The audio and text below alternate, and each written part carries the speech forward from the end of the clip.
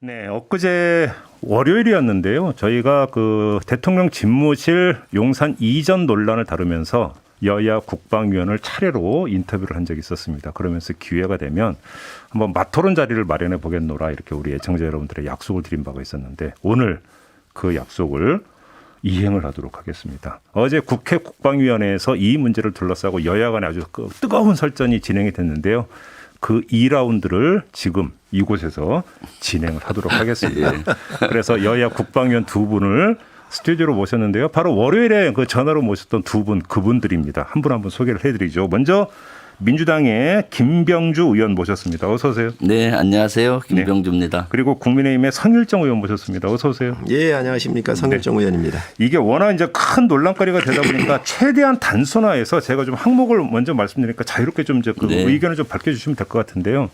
역시 핵심적인 그 논란은 안보 공백 논란이잖아요. 네. 자, 김병주 의원님께 먼저 안보 공백이 심각하다라는 주장이셨잖아요. 월요일에도. 심각하죠. 조금 더 이제 축약해서 말씀을 해주신다면 정리해서. 안보 공백과 국정 공백 두 가지 다 심각한 상황입니다. 네. 지금 이번에는 대통령 집무실을 이전한다고 하니까 그 협의적으로 본 건데 사실은 국가 컨트롤 타워의 이전이고 전쟁 지도부의 이전입니다. 용어를 오히려 그렇게 써야 된다. 그렇게 봐야 되는 거죠. 그렇기 때문에 이거는 국가적으로 큰 대사입니다. 먼저 그 청와대 집무실 이전에서 국가위기관리센터가 이전을 해야 되잖아요. 거기서 모든 국가의 컨트롤 위기를 관리하는데 그것이 물리적으로 되지가 않습니다. 왜냐? 거기에서는 한 60개 이상의 다른 체계망을 가지고 있고 60개 이상의 분야의 위기를 관리하고 있습니다. 그러면 5월 10일 00시까지 거기서 그대로 임무를 해야 되고요. 국방부에 그 장비를 이전할 수는 없습니다. 그럼 국방부에 새로운 장비를 그대로 설치를 해야 되는데 그것이 물리적으로 3개월이 걸린다는 겁니다. 새로운 장비를. 그러면 공백이 필연적으로 지금 로드맵대로 가면은 그런 장비나 시스템 없이 하니까 공백이 생기는 거고요. 국방부 자체 내에는 청와대 기준의 여러 가지 방어 시스템이나 보안 시스템이 갖추어지지 않고 있습니다. 청와대와 국방부는 수준 차이가 있는 거죠. 특히 대공 방어 시스템에서는 아주 취약합니다. 국방부는. 네. 그런 것들이 안 갖추어진 상태에서 가는 것이 큰 공백이 되고요. 또 관저도 한남동 쓰지 않습니까? 거기도 아주 취약한 요소들이 많기 때문에 저는 안보 공백이 필연적으로 이루어지고 국정 공백이 이루어진다. 그래서 제시한 겁니다. 세 가지가 있는데 하나는 지금 이제 위기관리 대응 부분에서 공백이 발생하고 네. 두 번째는 국가 위기관리 방어 부분에서 문제가 네. 발생하고 한남동 관저를 쓰게 되면 대통령 경우에 또 공백이 발생합니다. 네, 이 세 가지를 지적해 주신데 성일정 의원님. 지금 김병주 의원님 말씀대로 한다면 그런 문제가 생긴다고 한다면 이게 국가겠습니까? 큰일 나는 거죠. 그렇습니다. 국가는 청와대뿐만 아니라 곳곳 요소에 똑같은 시스템대로 전시를 대비해서 늘 준비가 되어 있습니다. 복수다. 그렇습니다. 그런데 지금 여기 장비를 설치하는데 무슨 뭐 3개월이 걸리고 한다는 거 지금 우리 김 의원님 사성장군이신데 이 국가는요. 군 관련되는 특수망을 사용하는 게 있고 KT의 망을 사용하는 망이 틀립니다. 그래서 이런 것 같은 경우는 위기 관리 같은 때 있었으면은 이 데이터 수신 장비 하나만 들고 가면 어디든 잭으로 연결하면 다 쓸 수 있는 겁니다. 예를 든다고 하면 청와대 빵카나 합참의 빵카나 아니면 제3의 빵카 같은 경우가 있는데 다 연결이 돼 있잖아요. 만에 하나 지금 이 어떤 특정한 상황 같은 경우가 발생이 돼서 이러한 시스템이 작동되지 않는다고 한다면 이건 국가가 아닌 겁니다. 군에 지금 뭐 30년 이상을 근무하셨잖아요. 그렇기 때문에 지금 우리 김 의원님 말씀하시는 게 상당히 틀리다는 말씀을 분명히 말씀을 드리고요. 어제도 국방위에서 합참에서 나와가지고 지금 합참은 옮기지를 않습니다. 이사를 안 갑니다. 예. 그 안에 25% 정도만 공간 조정만 하는 거예요. 그리고 그 벙커가 다 작동되고 있고 하기 때문에 국가의 안보에 문제 있냐고 물었을 때 평시는 합참이 국가 안보를 다 책임지고 있지 않습니까? 문제 없다라고 이제 분명히 국민들한테 대국민 보고를 했거든요. 그럼에도 불구하고 이걸 가지고 지금 뭐 위기가 있느니 안보에 공백이 있느니 얘기하는 것은 문제가 있다. 아니 민주당이 북한에서 포를 쏘고 극초음속 해도 도발이라고는 말도 못하지 않았습니까? 이 청와대가. 그런데 이사하는 문제를 가지고 왜 이렇게 방해하면서는지 분명히 이 입장을 저는 정리를 해달라고 말씀을 드리고요. 이 부분에 대해서는 이사하는데 다소 불편함은 있을지 모르지만 국가 안보에는 전혀 문제가 없는 사항입니다. 성일종 의원님 말씀하신 거는 50년 전 얘기를 하고 있습니다. 아, 그래요? 예. 지금 안보는 예. 예전의 안보는 전쟁에만 국한이 됐죠. 지금은 평시 안보로 확장이 많이 됩니다. 지금 사이버 공간에서도 전쟁이 일어나고요. 네. 평시 테러라든가 지금 코로나 같은 이런 재앙들 기후 위기 이런 것들이 다 안보 사항이에요. 잠깐만요. 그럼 의원님 제가 우리 애청자 이해를 돕기 위해서 제가 한번 예를 들어서 그럼 확인 질문을 드리겠는데 거기에 예를 들어서 이제 지금 합참에 이제 설치되어 있는 뭐 예를 들어서 연락망만 예를 들면 지금 군으로 한정이 되어 있지만 그렇죠. 청와대에서는 예를 들어서 뭐 그러니까 세월호 참사를 그러니까 떠올리면 네. 해경하고도 수시로 연락을 해야 되고 그렇죠. 경찰하고도 연락을 해야 되고 행하면 이런 연락망이 군으로 한정이 되는 게 아닌데 이게 지금 합참에 있느냐 이 말씀을 하시는 거죠? 예, 그렇죠. 예를 들면은 이런 거 세월호든 산불이든 다 통제해야 되잖아요. 예. 합참에서는 제한된 연락망만 있고요. 하려면 모니터링이랑 모든 걸 해야 되는 겁니다.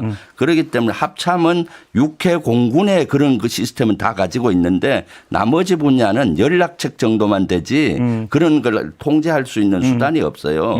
그러니까 합참에 가서 한다는 것은 안보에 대한 개념을 너무나 안일하게 생각하는 것이죠. 알겠습니다. 이건 상일정 의원님 반론을 좀 들어보겠습니다.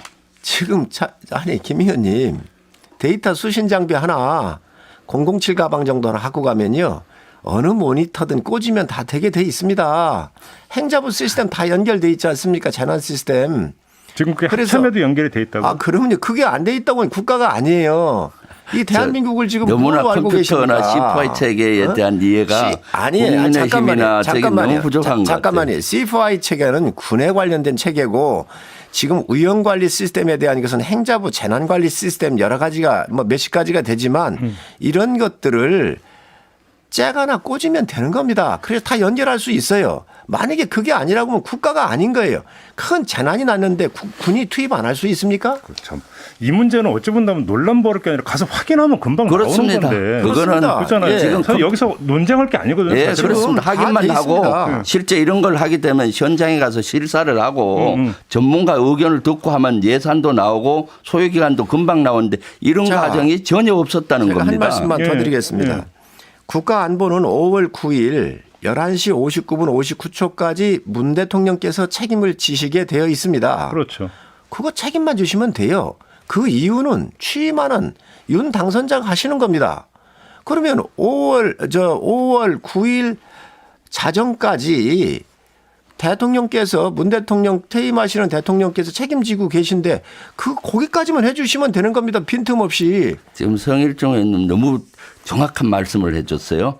5월 10일 공공시까지는 책임의 문제잖아요. 지금은 책임이 누구가 있겠습니까? 문재인 대통령. 모든 것은 지금 문재인 대통령과 국방부 장관이 합참부장에게 있잖아요.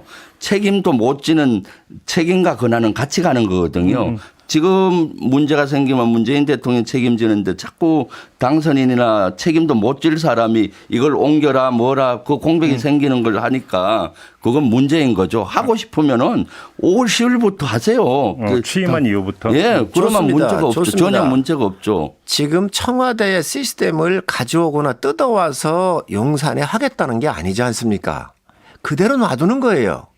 그리고 그 사이에 용산의 국방부 청사에 더 필요한 거 있으면 보강하고 연결만 하는 그 작업을 약 1개월 내지 2개월 사이에 하겠다는 거잖아요. 청와대에 있는 관련되는 이 시스템들을 이쪽으로 뜯어오는 게 아니지 않습니까? 그건 너무 잘 알잖아요. 예를 들어서 그걸 뜯어온다고 한다면 그게 말이 되겠습니까? 알겠습니다. 자, 그러면 그러면 그러한 기간 인프라가 다 갖춰져 있다는 거지요. 성일정 의원님께 조금 전에 이제 김병주 의원이 뭔가 주장하신 내용 중에서 반론을 안 펴신 걸 제가 한번 환기시켜드리면 한남동 공관 경호 문제를 제기했는데 이거 어떻게 보세요? 한남동 공관은 예. 지금 육군 참모총장이 쓰고 간혹 쓰는 것이죠. 간혹. 간혹 쓰고 있는데 그렇습니다. 입주에 있는 게 아닙니까? 그렇습니다. 육군 참모총장은 지금 계룡대에서 근무를 하고 있잖아요. 그래서 서울 출장 올 때 한 달에 한두 번 정도씩 쓰는데 비교적 여기에도 군에서 관리하는 시설 범위 내에 있기 때문에 예. 보안 부분에 대해서는 큰 문제가 없습니다. 그리고 새로 취임하는 대통령께서 이 경호는 알아서 하시겠지요. 경호부대도 할 것이고 그것까지 범주까지 넣어가지고 이게 국가 안보가 있다고 하는 것은 취임해서 대통령의 문제지 이 정부가 이제 걱정해 줄 문제가 아닙니다. 알겠습니다. 대통령의 안위는 국가 안위와 직결됩니다. 저는 국가 안위를 위해서 평생 일했던 사람입니다. 한남동 공간에 저는 1년 반을 살았습니다. 오. 육군 총장 공간 바로 앞이 연합사 부사령관 공간이에요. 붙어 있습니까? 예. 예. 거기는 너무 취약합니다. 거기서 바로 민간 주변이 붙어 있고요. 네. 그 뒤에 매봉산이 있습니다. 네. 거기 아파트 지역에서는 다 내려다 보이고요. 어. 하다못해 연합사 부사령관 공간에서 보면은 육군 총장 공간이 좀 저지되어 있어요. 일거수일투족이 다 보여요. 저 집에 손님이 누구 오는구나, 불이 몇 시에 꺼지는구나 이렇게. 그러니까 실내까지 다 들여다볼 수 있다. 유리창까지 보이는 거죠. 실내가 보이는 것이. 근데 그건 좀 보완은 가능하지 않겠습니까? 시설 보완은. 그렇게 보면 안 됩니다. 자, 지상으로부터 방호, 그러니까 장관이나 총장의 방호나 경호 정도와 대통령은 엄청난 차이가 그렇죠. 납니다. 물론이죠. 그래서 지상에는 물론 거긴 이중철도만 있어요. 그렇지만 주변 감제 관측이라든가 이런 것들은 대통령이 기가하시는 데는 좀 보호가 받아야 되겠고요. 특히 공중으로부터는 대책이 없습니다. 공중에 드론 공격이라든가 무인기 공격이 난 대책이 없고 또 그 들어가는 진입로가 너무 협소해서 거기 시위를 하게 되면은 출근을 할 수가 없어요. 저도 그거 살면서 국방부에 시위하는 인원들이 간혹 있을 때가 있습니다. 그까지 와서 출근에 지장이 생길 때가 아주 근데 많았습니다. 지금 현행 법률로는 지금 대통령 관저 100m 안에서는 시위를 못 하게 돼 있지 않습니까? 네. 그러니까 협소하기 때문에 아니, 김 의원님. 그리고 또한 거기는 국방부까지 오는데 3.2km인데 교통신호등이 19개나 있어요. 예, 저도 뉴스를 통해서 봤어요. 예. 예. 그리고 그 앞에 거기는 출퇴근 시간에 아주 상습 정체 구간이라서 교통을 1분 전에 탁 통제한 데에도 열리지가 않는 구역입니다. 알겠습니다. 예. 성일종 의원님 반론 펴주시죠. 지금 공중인이 뭐 여러 가지 경호 문제 얘기를 하시는데 청와대보다는 못 하겠지요. 그러면 육군 참모총장 이 중요 인사가 거기에 서울 오면은 늘 관사로 쓰고 그랬는데 그러면 지금 국방 체계가 엉망이었다는 겁니까? 아무리 육군 총장하고 대통령하고는 비교할 수는 없다 하더라도 대한민국 육군 참모총장이 피습을 당했다든지 무슨 문제가 있었으면 이 나라의 격이 어떻게 되겠어요? 국방 체계가 어떻게 되겠어요? 기본적인 거 다 갖췄습니다. 지금 공중에 드론 뭐 이런 얘기를 하시는데요. 이미 이 8점 반지름으로 해서 청와대를 중심으로 해서 이 비행 금지 구역으로 어느 정도 보호가 되고 있습니다. 그리고 앞으로 이 부분으로 가시게 되면 좀 더 보강을 하겠지요. 알겠습니다. 이러한 지역적인 문제를 가지고 지금 이 문제를 접근해서는 안 되고요. 보강을 하면 안 되고 가기 전에 보강하고 자, 가야죠. 이 문제 나왔으니까 제가 맨 네. 끝날 때쯤에 마지막으로 드리려고 했던 질문을 좀 당겨서 미리 드릴게요. 네. 그러니까 지금 인수위발 뉴스를 보면 물론 사실 확인이 필요합니다만 만약 이게 협의가 안 돼서 그러니까 새 정부 출범한 이후에 이전을 만약에 한다 하더라도 윤석열 당선인은 청와대로 입주를 하지 않고 이사 갈 동안에는 지금의 그냥 자택에서 출퇴근한다라는 계획이 지금 나왔는데요. 이게 현실적으로 가능하고 그래야 되는 문제일까요? 성일종 의원님 어떻게 생각하세요? 저는 뭐 그건 선택의 문제라고 보고요. 네. 지금 자택도 경호 팀들이 나와가지고 모든 시스템이 다 구비가 되어 있습니다. 네. 당선되는 즉시 현직 대통령하고 똑같은 경호의 시스템 그리고 보호를 받고 있기 때문에 큰 문제는 없습니다. 근데 시민 불편도 좀 같이 고려를 해야 되죠. 그런 부분들에 대해서는 분명히 저는 문제가 있다고 봅니다. 시민 불편의 부분에 대해서는 한남동 공관으로 들어가시더라도 이 공간까지 스마트 경호를 하기 때문에 약 5분에서 3분 네. 정도 걸리는 거 알고 있는데 이제 그런 시민 편익적 측면에서는 지금 말씀하신 대로 그러한 불편한 사항은 있다는 말씀을 드립니다. 김병주 의원님 어떻게 생각하세요? 참 너무나 이런 경호나 경비에 대해서 안일하게 생각하는 것 같아요. 거기서는 사실은 대통령 임무를 제대로 수행할 수가 없습니다. 지금 자택에서는 예. 예. 자택에서 하려면 모든 시스템을 갖춰야 되잖아요. 야간에도. 그럼 다시 몇 달 쓰기 위해서 쓰는 것도 문제고 또 대통령이 그 저녁에 주무신다면은 방탄이라든가 방폭유리라든가 이런 게 돼야 되고 또 도청 이런 염려도 있죠. 아, 예. 반대편에서 아파트 거리가 가깝잖아요. 요새는 도청도 300~400m에서 할 수가 있습니다. 전파를 쏴서 유리창에 흔들림을 보고 하는 거죠. 이런 그리고 만약에 위기 사항이 생기면은 청와대 NSC까지 하는데 30분이나 이렇게 상당히 걸릴 거 아닙니까? 물론 차량 안에서 지휘할 수 있겠죠. 그렇지만 골든타임을 놓칠 수가 있는 것이고요. 대통령 되는 순간에 개인이 아닙니다. 본인의 안위가 국가와 안위가 직결되기 때문에 거기서 한다는 것은 대통령의 업무를 제대로 하지 않겠다는 거와 알겠습니다. 마찬가지죠. 김 국민들이 의원님. 얼마나 불안하게 생각하겠습니까? 김 의원님 그런 네. 상황이 오면요 합참으로 가거나 아니면 저 남태령 같은 전쟁 주의소 같은 데 충분히 들어가서 다 할 수 있습니다. 그 꼬투리 잡아가지고 문제는 뭐냐. 이 신구 권력에 있어서 갈등이 더 큰 안보 공백입니다. 그래서 아니 신임 대통령이 취임을 하는데 물러가는 대통령께서 뭐 축하도 해줄 뿐만 아니라 이런 준비를 다 해 주셔야 되는 거 아닙니까? 그리고 네. 5월 9일까지 정확하게 임무 끝내시고 나가면 되는 것이고 그 이후에 문제가 있으면 신임 대통령이 책임을 질 겁니다. 알겠습니다. 협조해 주시면 됩니다. 자, 신고 갈등 하는데 신고 갈등 없습니다. 알겠습니다. 네. 자, 다음 문제로 넘어가 예산 문제에서도 너무나 현격한 시각차가 나오는데요. 자, 김병조 의원님께서는 1조 든다고 하셨잖아요. 네. 엊그저께 이제 저희 인터뷰에서도 이제 말씀을 해 주셨기 때문에 최대한 축약해서 근데 그 인수위에서는 처음에 496억 이야기했다가 이제 나중에 연쇄 비용 같은 게 1,200억을 추가를 하긴 했지만 네. 그럼에도 불구하고 차이가 너무 큰데 어떤 말씀 주시겠습니까? 지금 인수위에서는 계속 눈덩이처럼 늘어나요. 496억 했다가 어제 합참 1,200 했잖아요. 네. 국방부 장관은 4천에서 한 5천 든다고 했어요. 합참 하나만 옮기는 대로. 네. 그다음에 간절을 용산에 새로 지을 수 있다 했잖아요. 그 예산은 없는 거죠.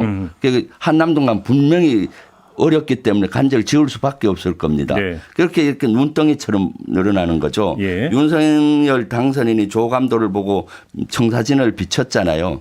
아파트를 지을 때도 그 플랜이 있는 겁니다. 마스터 플랜이. 네. 설계비가 얼마 들어가고 공사비가 얼마 들어가고 거기 공원화하는데 얼마 들어간다. 이 마스터 플랜 없이 한 2달치 이사비만 얘기한 거요. 저는 마스터 플랜 중에 한 반 정도를 얘기한 겁니다. 국방부 16개 부대를 임시 방편으로 퍼뜨렸어요.